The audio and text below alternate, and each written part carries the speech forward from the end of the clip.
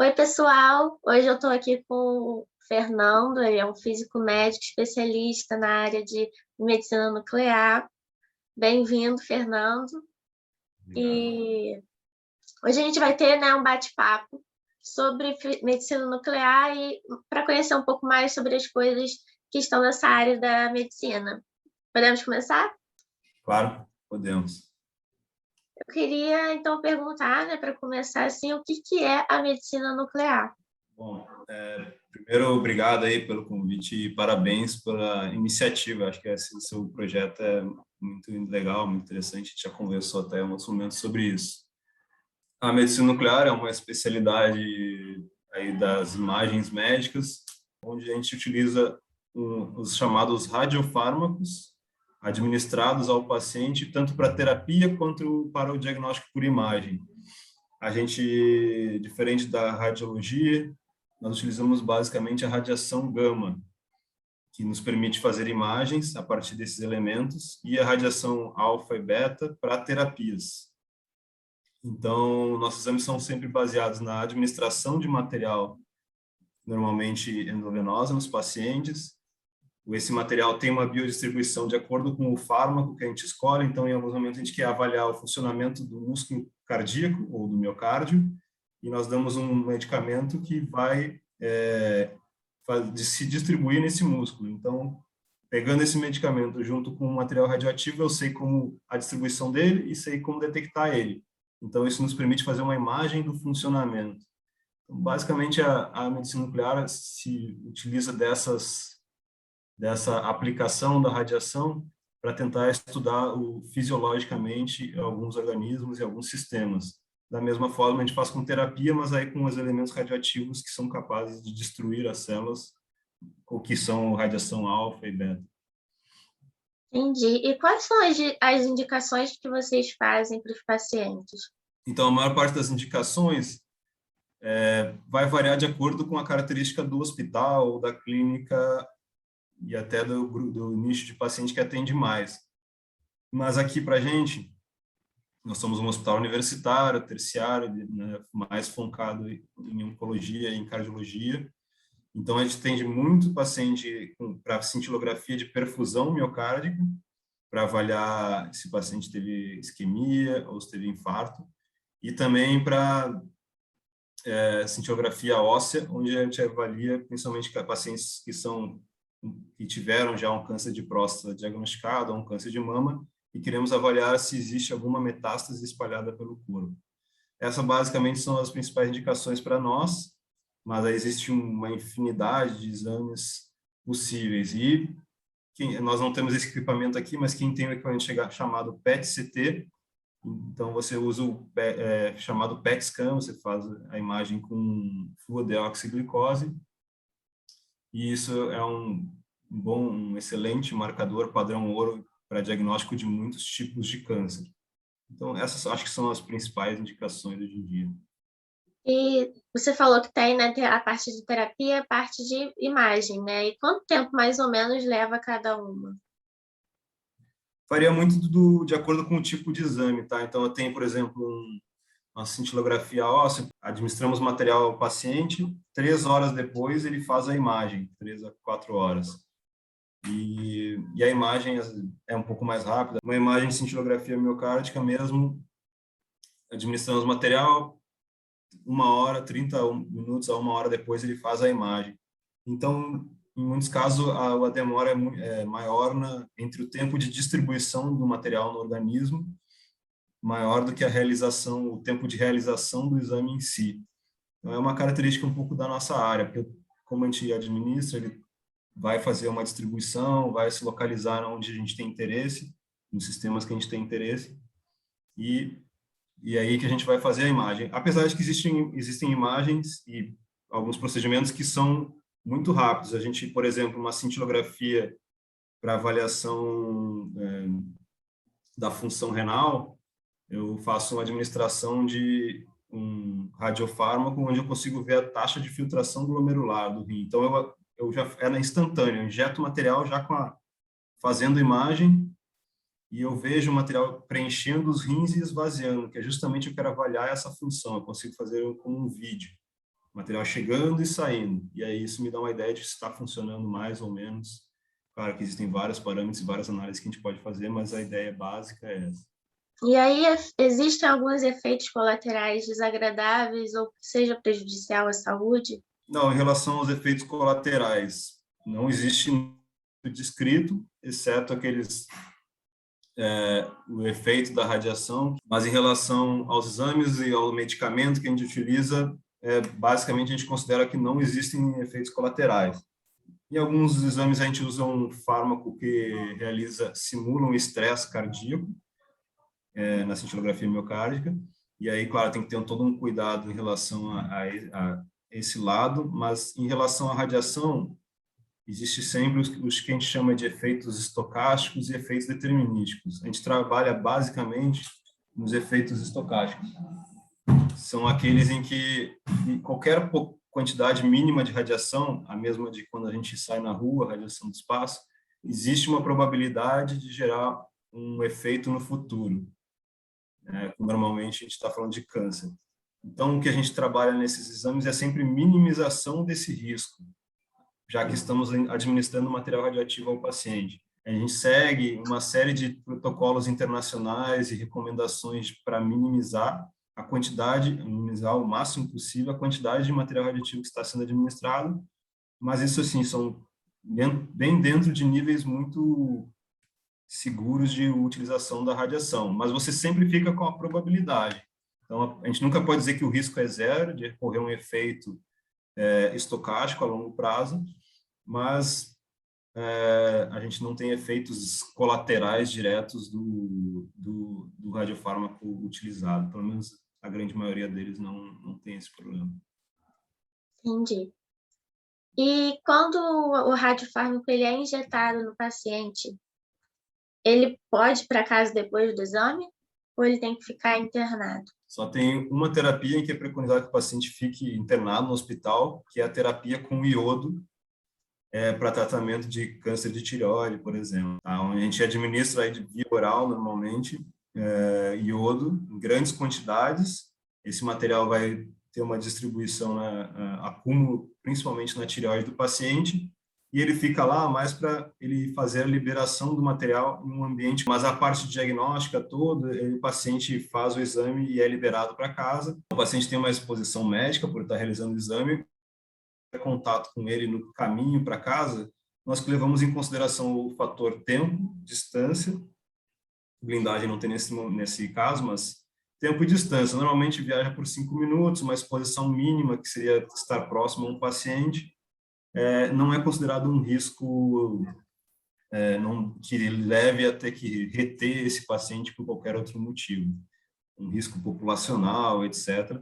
Existem um limite da Comissão Nacional de Energia Nuclear que limita a 1 milisievert, que é a unidade de medida que a gente utiliza, ao ano de exposição do público. Então, se considera que isso vai ser bem abaixo desse limite.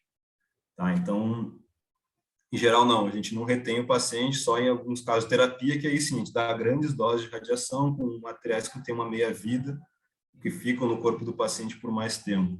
Evitar contato com, às vezes, fica um pouquinho mais afastado das crianças no mesmo dia, ou de grávidas, né?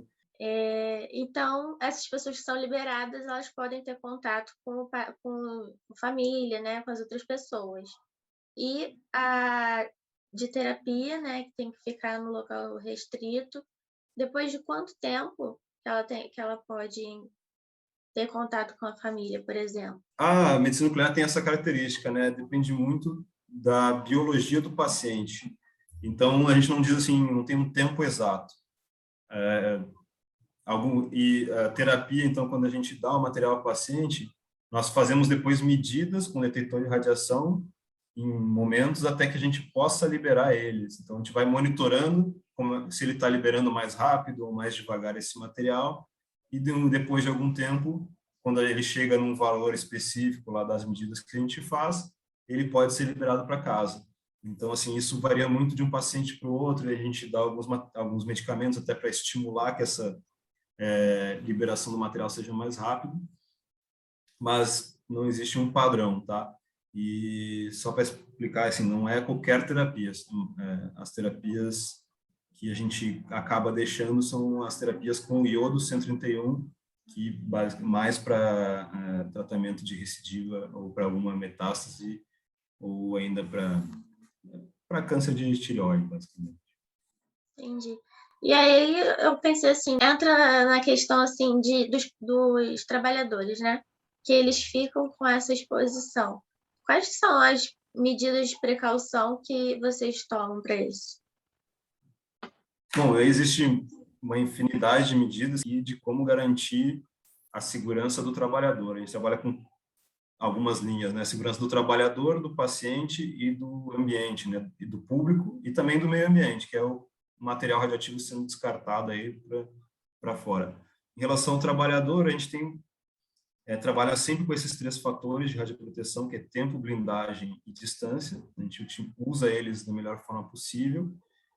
E eu tenho a questão da requisitos de proteção radiológica. Então, todo o procedimento tem que ser justificado. Isso é uma forma de garantir que eu não esteja fazendo exames em pacientes que não precise. Todo o procedimento tem que ser otimizado para usar e o próprio procedimento ser feito da forma que traga a menor exposição possível para todos esses eixos aí que eu falei. E a limitação da exposição à radiação. Isso se aplica basicamente aos trabalhadores e ao público. Então, eu tenho lá um controle, a gente utiliza dosímetros, um medidor de radiação, mensalmente, todo mês a gente troca, e eu uso eles como uma forma de dizer quanto por mês o trabalhador está recebendo de radiação, e aí eu tenho diversos valores de segurança e de limite máximo, que nos permitem acompanhar. Então, eu tenho lá um valor de registro, onde começa a ter um primeiro valorzinho anotado, tem um limite de investigação, onde se o trabalhador chegar nesse limite, eu vou fazer uma investigação interna de o que está acontecendo. Eu tenho um valor de notificação, onde eu vou ter que notificar a Comissão de Energia Nuclear, caso ele chegue, eu tenho um limite lá que é o máximo para ele. Então, eu crio barreiras para que isso nunca aconteça. E também eu vou tendo alguns procedimentos feitos ao longo na rotina de trabalho. Então, todo dia a gente monitora se existiu em cada uma das pessoas contaminação das mãos e pés, né, contaminação das superfícies, também do setor. A gente avalia levantamento de radiométrico, ou seja, medida com o detetor nos ambientes, ver se as taxas estão muito altas. Então, tem uma série de processos e procedimentos que a gente aplica com uma forma de garantir que os trabalhadores, que os pacientes e que o público, e assim como o meio ambiente, estão seguros em relação ao que a gente está fazendo. E você consegue perceber, assim, pela percepção de vocês que trabalham nesse ramo, como os pacientes se sentem em relação a isso? Se tem algum tipo de insegurança, algum medo em relação à radiação, né? Porque claro que eles vão já ter um medo, né, pela doença ou por alguma coisa assim, mas em relação ao tratamento ou à exposição à radiação. Sim, depende muito do paciente, né, mas a medicina nuclear traz até no nome, né, essa questão do nuclear, que o pessoal liga muito às bombas, a acidentes nucleares, né?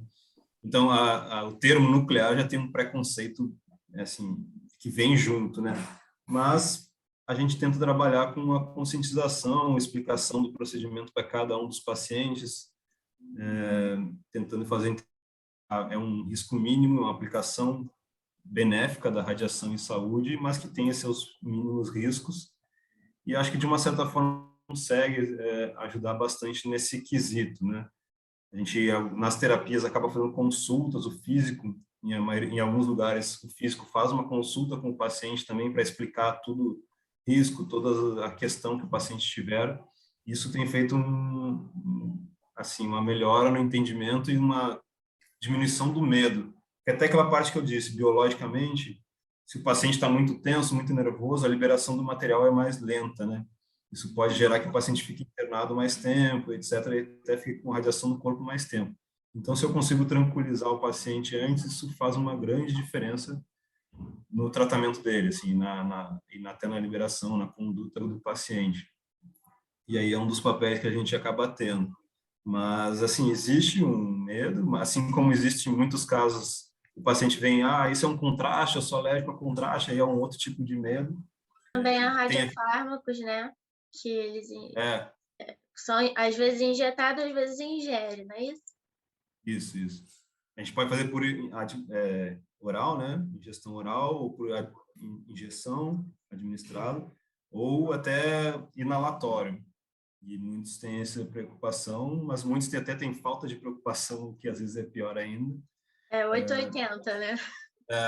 E o entendimento, alguns pensam que é como contraste lá da ressonância, que tem o gadolínio, né? Tem sou alérgico a iodo, e a gente tenta explicar que não dá, nada disso afeta no nosso caso, seria só aquele risco mínimo da radiação mesmo. Entendi. E quais são as principais queixas assim que os pacientes trazem para vocês? Quando são submetidos tanto à terapia quanto ao de imagem? Em relação, assim, queixas você diz no sentido de o que eles sentiram de efeitos, etc.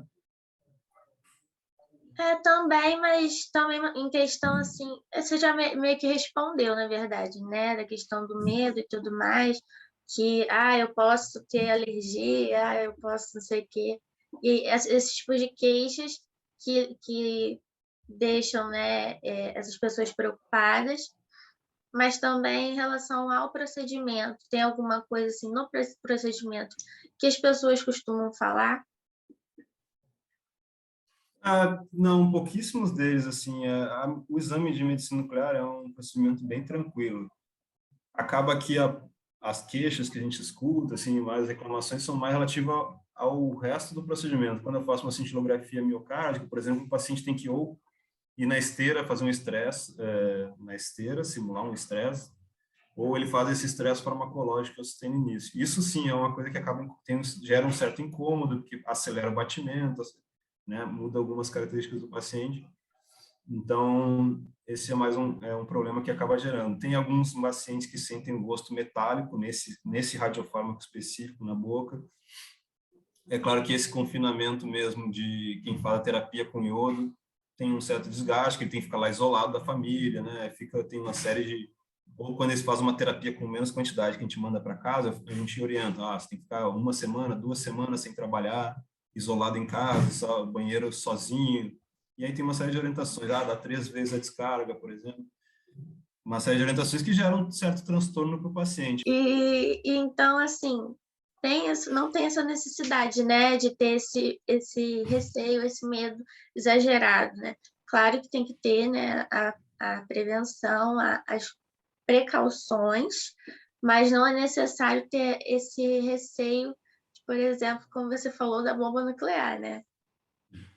Que é extremo. Isso, acho que com certeza esse receio não deveria existir, até muitos dos trabalhadores têm também muito receio.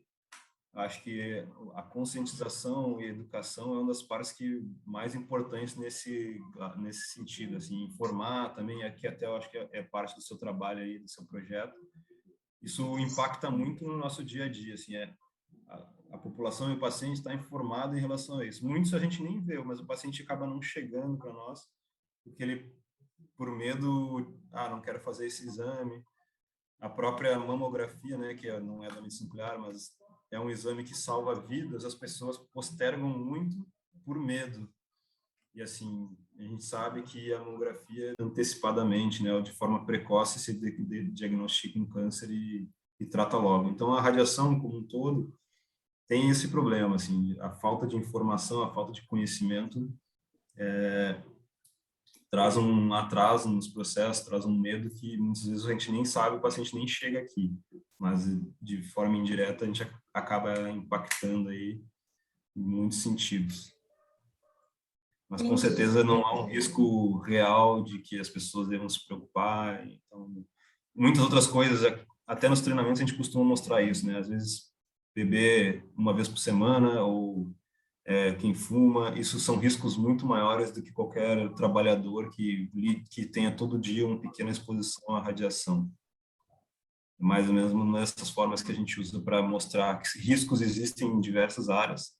Essa é mais uma delas, quem trabalha com eletricidade, quem trabalha em fornos, né? Toda área tem seu risco. A nossa área é um risco que conceito do nuclear, mas é um risco como qualquer outro que deve ser mitigado assim através da informação, basicamente. Entendi. Então é isso. Muito obrigada, Fernando, pela sua participação aqui. Sei que tem um tempo curto para participar e eu agradeço muito por isso, tá bom? Obrigado a você, Bruno. Parabéns de novo e fico à disposição aí para vocês precisarem. Tá bem, obrigada. Tchau, pessoal.